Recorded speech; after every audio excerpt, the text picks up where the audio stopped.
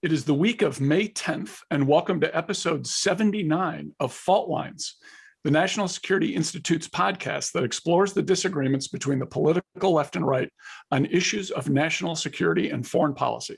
Today, NSI Senior Fellow Les Munson will be doing a deep dive with Ambassador Cindy Courville, NSI Advisory Board member and first U.S. ambassador to the African Union.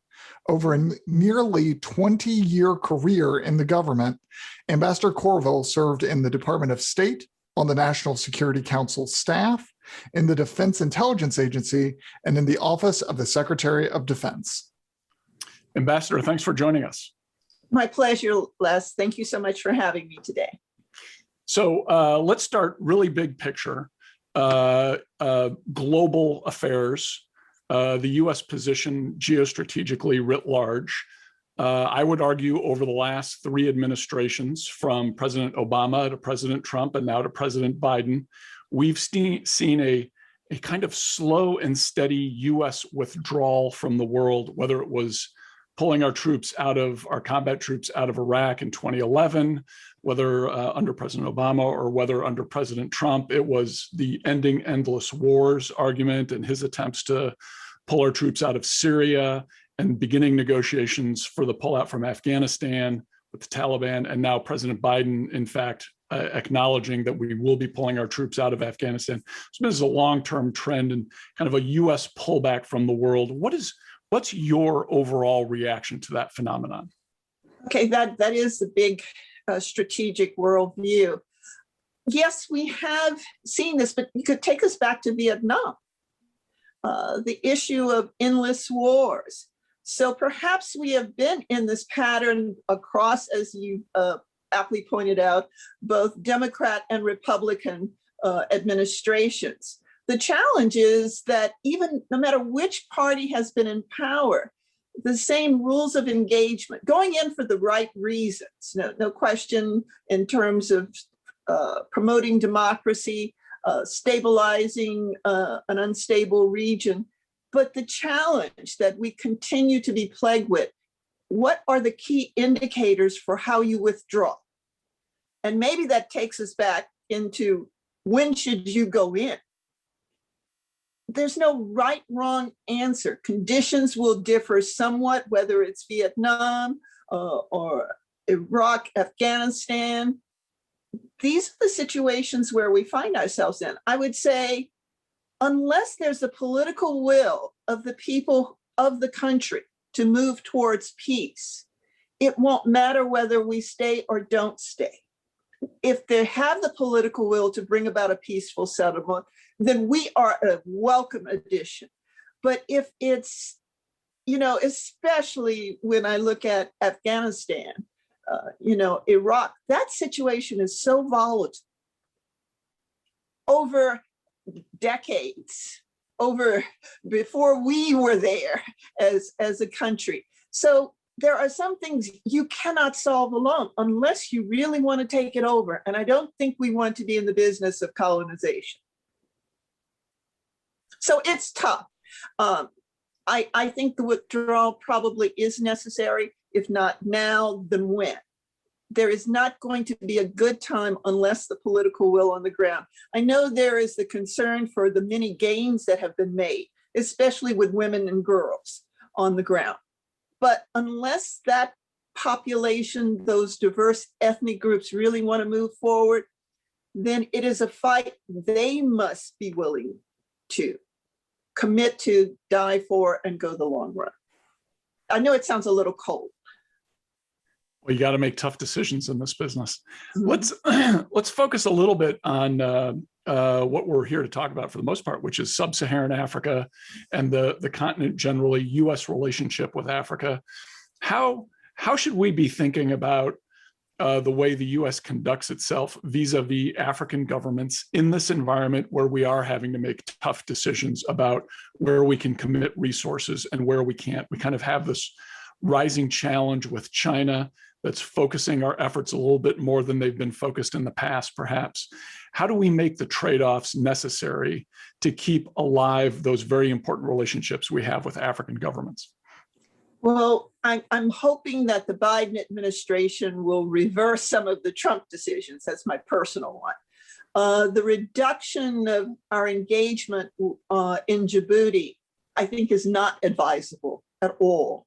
The French were there first, and they were grandfathered in, but that was during colonial times. During Bush 43 administration, the decision to put HOA, the expeditionary base there, was critical, not just for Africa, but for a Middle East engagement. And so at that time, it was seen as controversial, mostly by the foreign press and to some extent by some African countries. What was important there is that it now gave a balance, a foothold in the region. Not to have, we made it a temporary base, which we said expeditionary. So that does mean we could pull out at any time.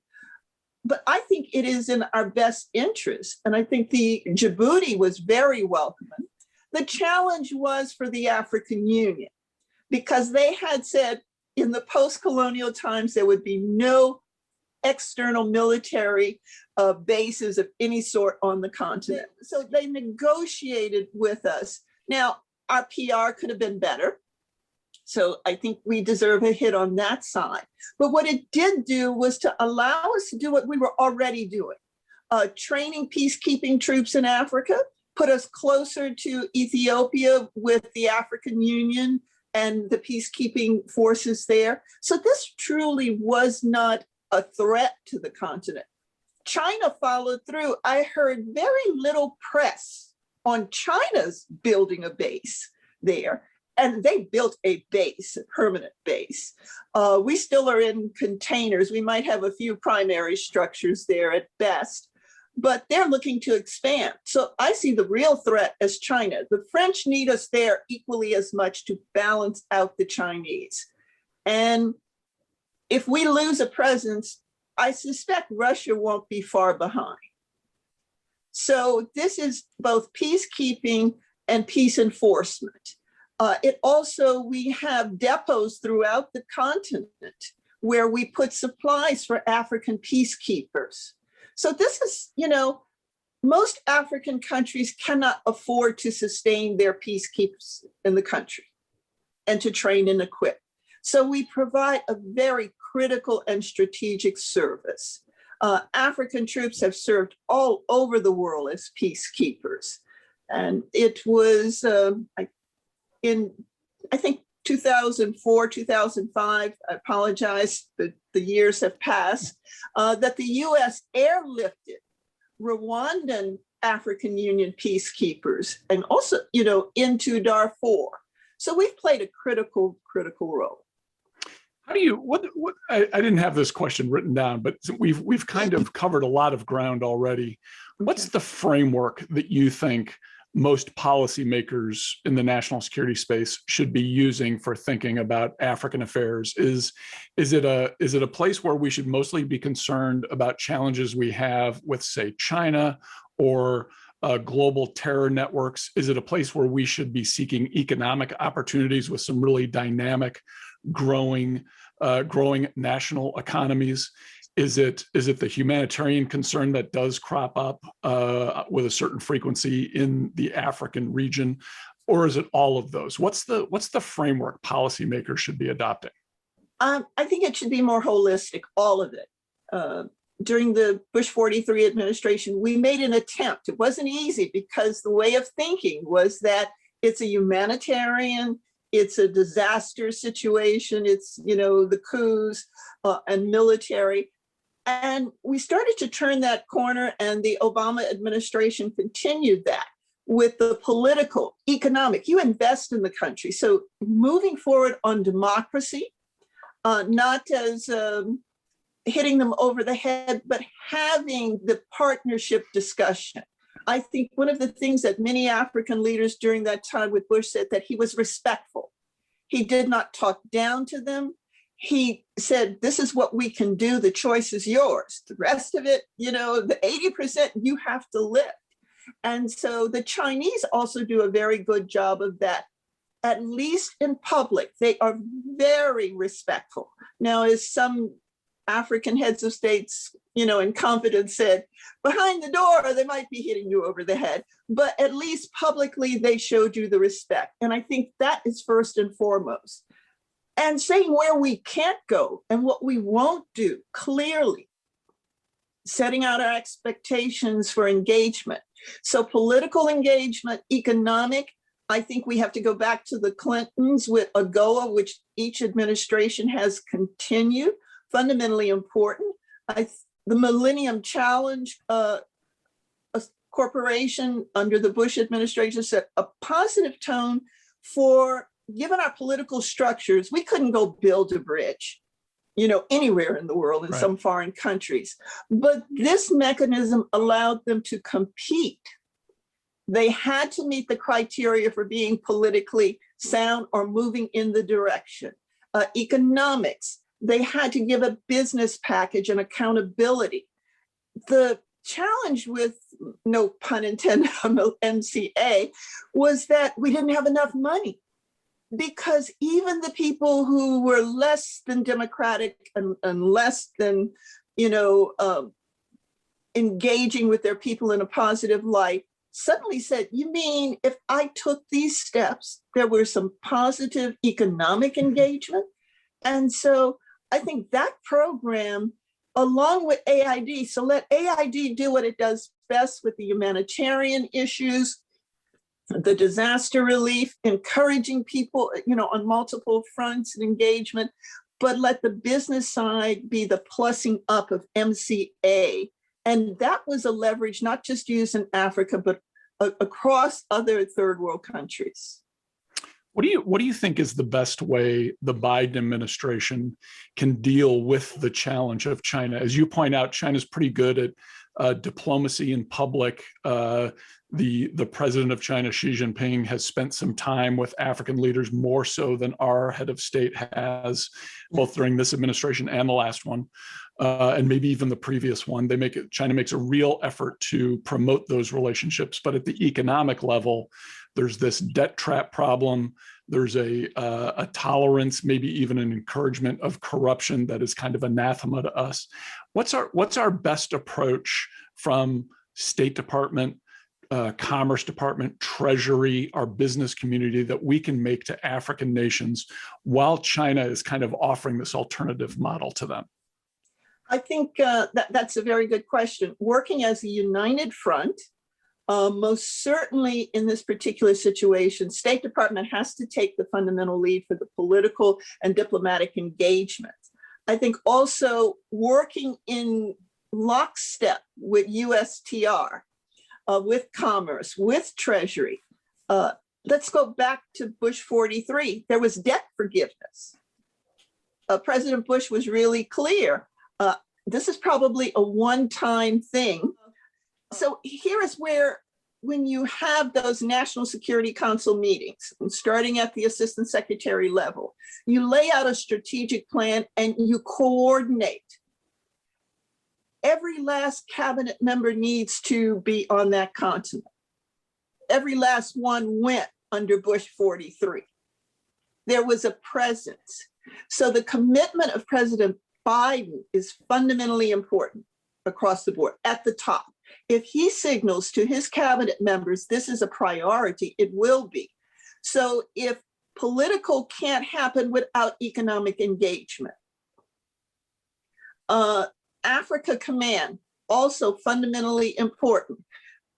That kind of engagement allows countries to see, whoa, it's not a one issue relationship that you're coming to us. It's not a one time because you need us and you're gone. Those are the things that I think we find, fundamentally critical for a solid relationship.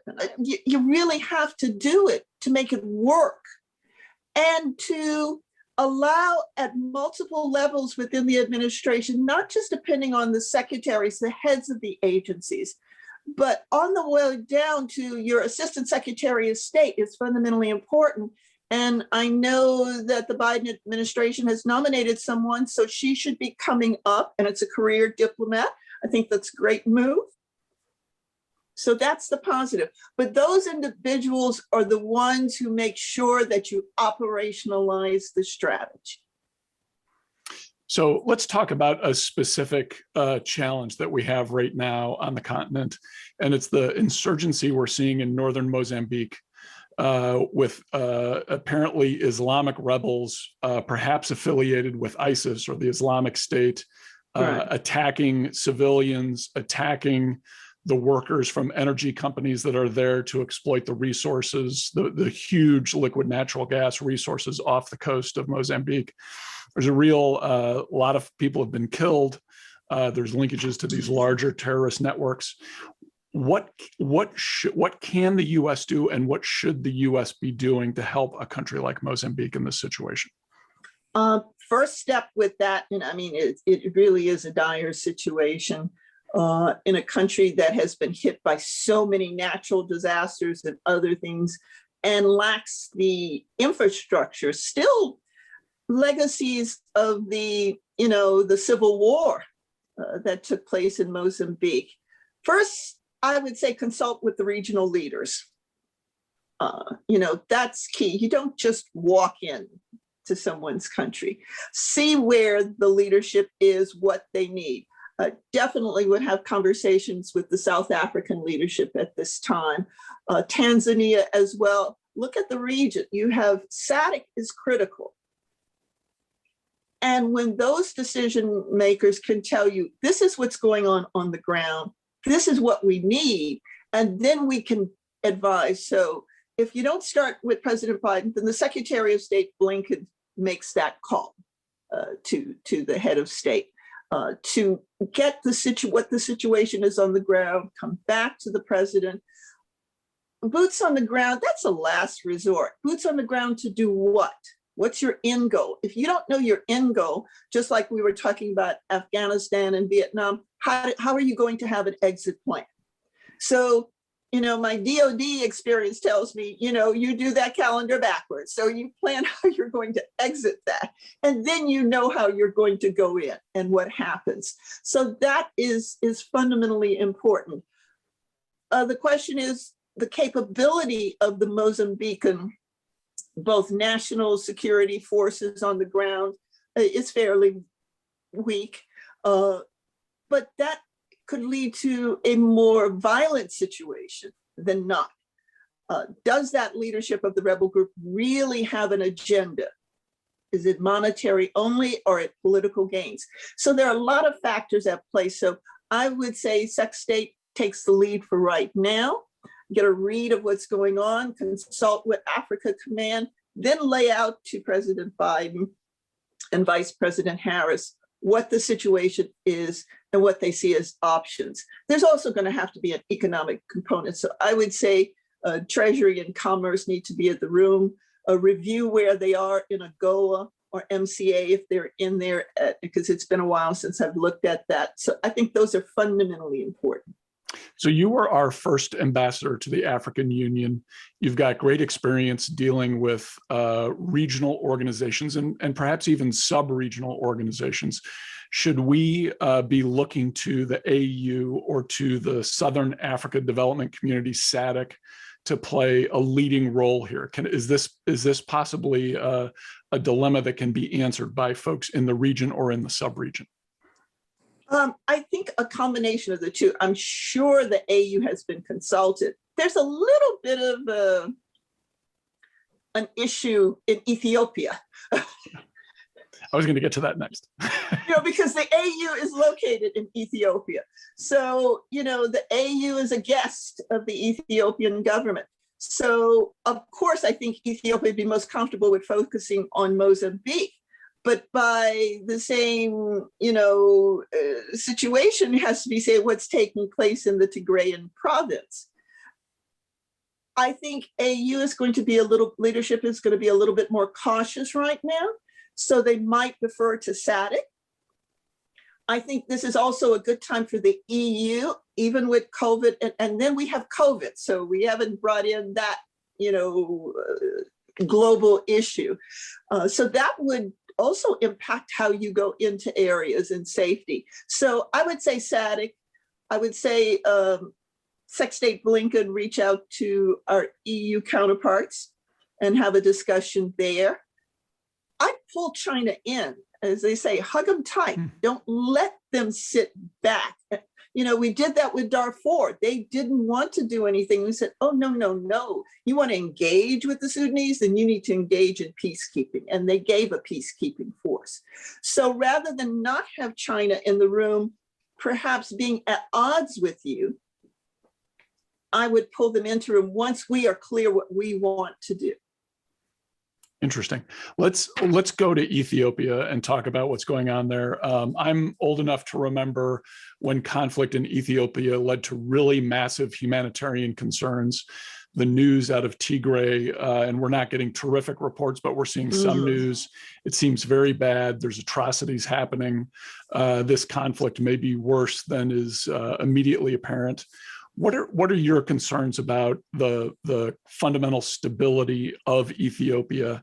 And is there a greater role here for the US, either in diplomacy or something beyond diplomacy? Oh, you're right. It is a dire situation. Some are using the genocide word for the situation going on there. There is most certainly indiscriminate killing on large levels. The level of displacement of people, both as IDPs, you know, internally displaced people, most of them are refugees because they have to get out. The irony is we're sending refugees to Sudan, you know, who's still dealing with its own issues, both north and south, you know, with and from Darfur. So in the case of Ethiopia, direct diplomacy is critical, and it's going to have to start. And I know that President Biden has already sent an envoy out, which, you know, fantastic. But the response, I must admit, I was a bit taken aback at Abe as the prime minister. I met him when he did his initial tour to the United States, and it seemed promising and optimistic. Actually, I thought he would have been in more danger of being overthrown because I wasn't sure he had the political backing. Charismatic leader, very, you know, intellectually sharp, but there seems to have been, for lack of a better way to phrase it, a hidden agenda. And granted, the Tigrayans had ruled for over 20 some years. And as a minority group had maintained power.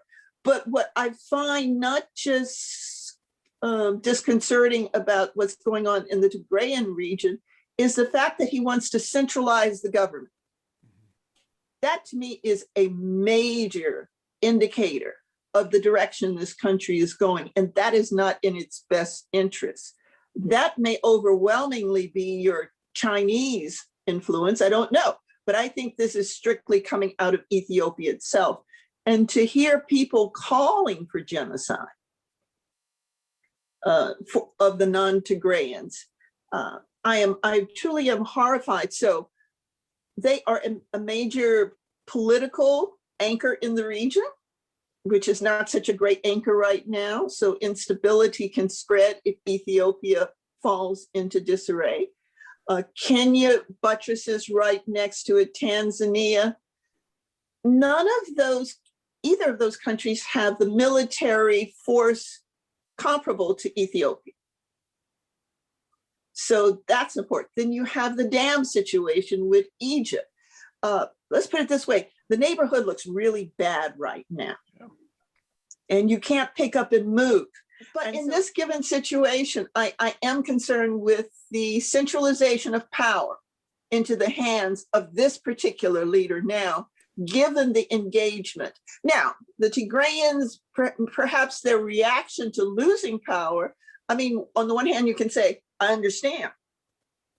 You can do it your resources. In our federalist system, we would be very upset if, you know, Virginia lost control of its revenue. So there is some legitimate concern.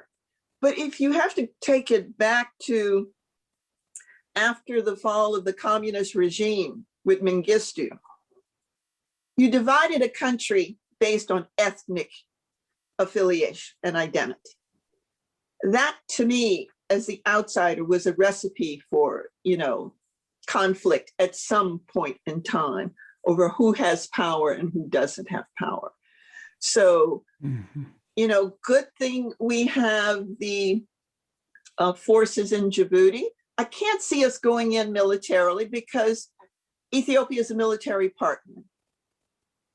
So in this particular case, diplomacy is going to be the fundamental thing, the economic engagement. But in the last 4 years, we weren't watching.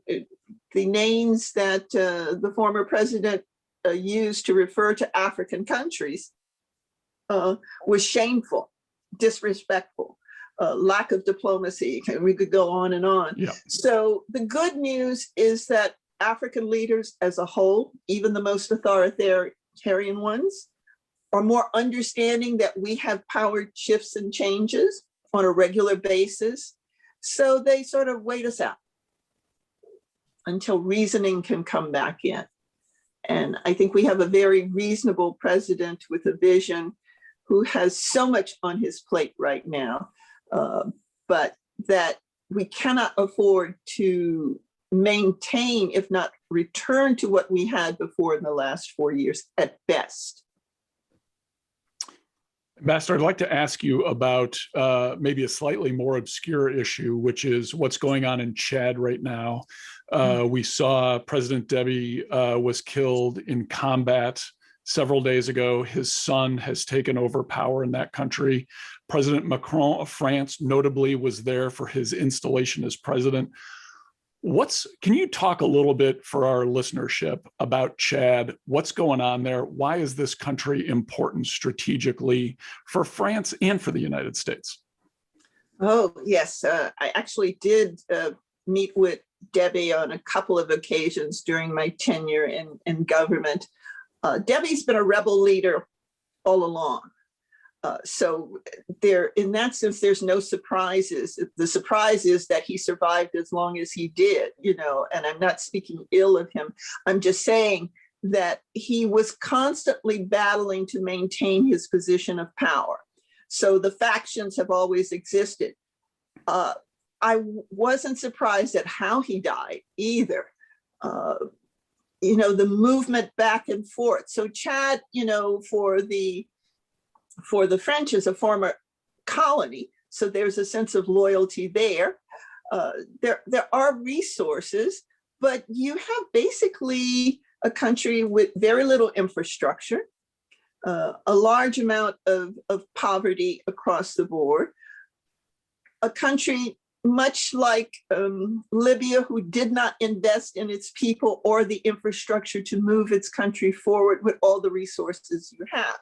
So weak leadership, and maybe strong men in terms of militarily, but weak in terms of vision of where your country could be. There's only so much the outside world can do. The ultimate responsibility is on the people and the leadership. And again, I'm not trying to sound cold. You can't have someone come in and prop you up without a cost and a high price tag. And they can't stay forever.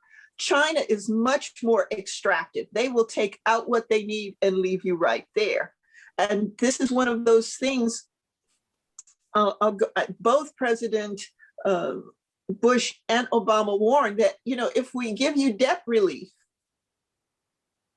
and you go and incur debt, then you've missed the opportunity. And that's what Millennium Challenge was supposed to come in and do and allow you to keep moving forward.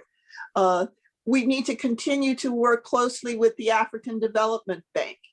Fundamentally important. That's a dynamic relationship for the US and its ability to influence investment on the continent. So working again with the regionals, but Chad is definitely going to be a work in progress. I'm not saying it's impossible. I'm not so sure about Deby's son. To be perfectly honest, these dynasties have passed from one to the other, without elections. And we know our issues about elections here. Yep. So we know they're imperfect. And perhaps what has happened in this country most recently is a really good lesson learned for our African counterparts, that democracy is a work in progress, that it is extremely fragile, and that the citizens have to own it, and you get, for lack of a better thing, the government you deserve if you do not invest in it. Amen. Let me ask you one more question before I throw it to our producer Grant for the last question of the interview, and that's I'd love your reaction to the news out of Tanzania.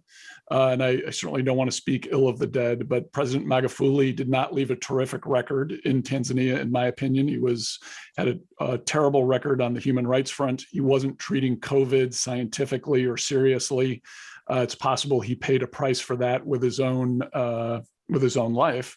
And now he's been replaced by Samia Hassan, who is the first female president of Tanzania. She seems to be a real breath of fresh air for the country and really for the whole region. Can you talk to us about the lessons we can learn about some of the real leadership and the leaders that have been produced in Africa?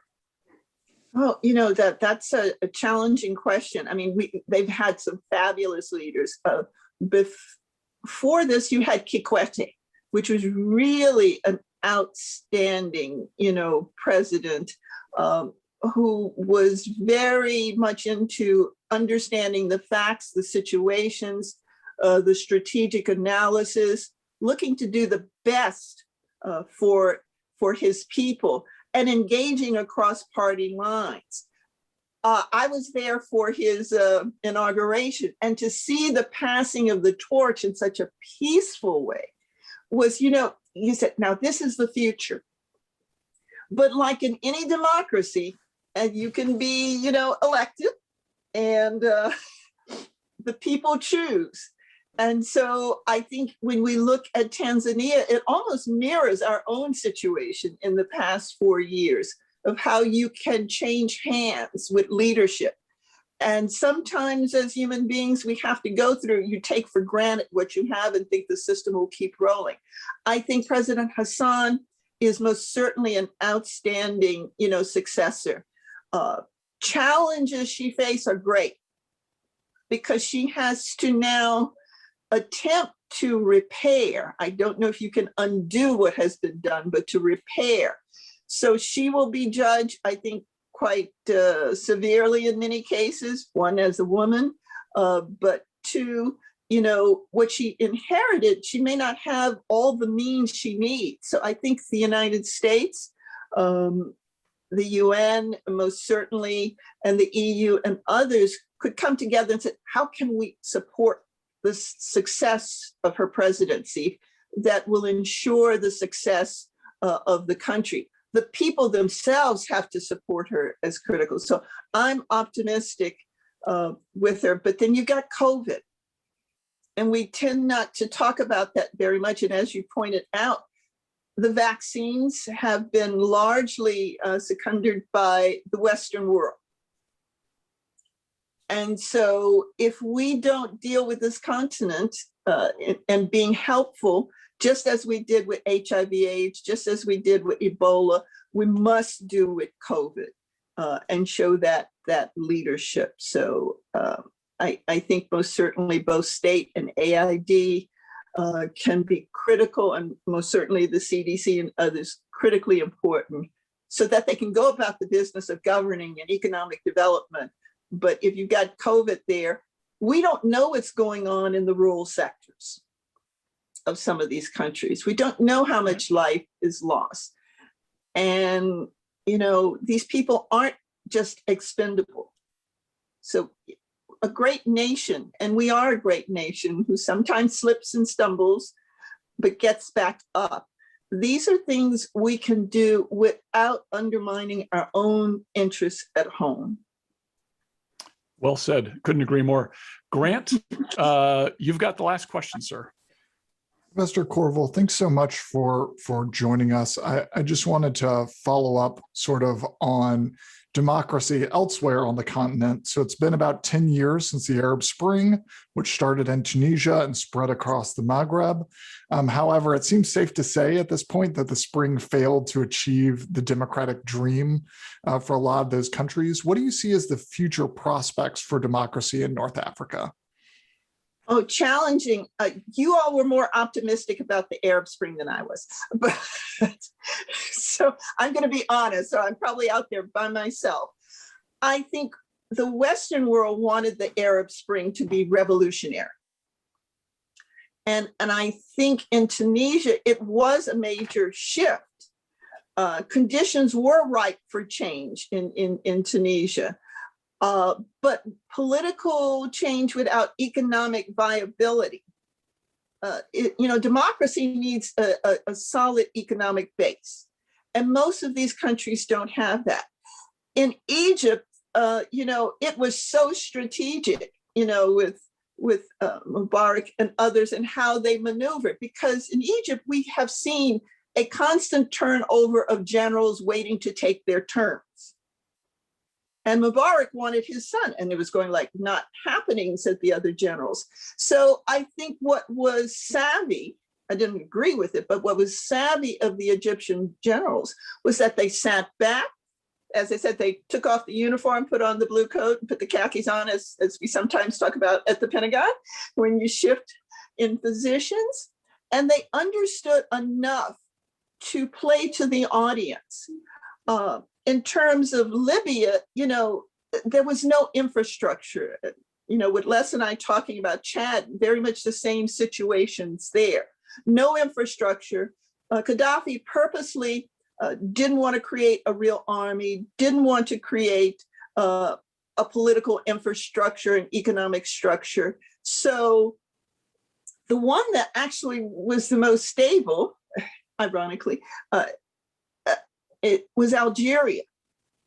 Now that needed to change too. So I'm more optimistic about Algeria, even with its challenges. I think Tunisia, as they said, can move forward. Libya, failed state. Chad on the verge of being a failed state. And to go back to the region, Central Africa Republic, failed state. So Arab Spring, it got publicized in a way and televised that you didn't have the base of support at the bottom to sustain, nor the political will of the leadership.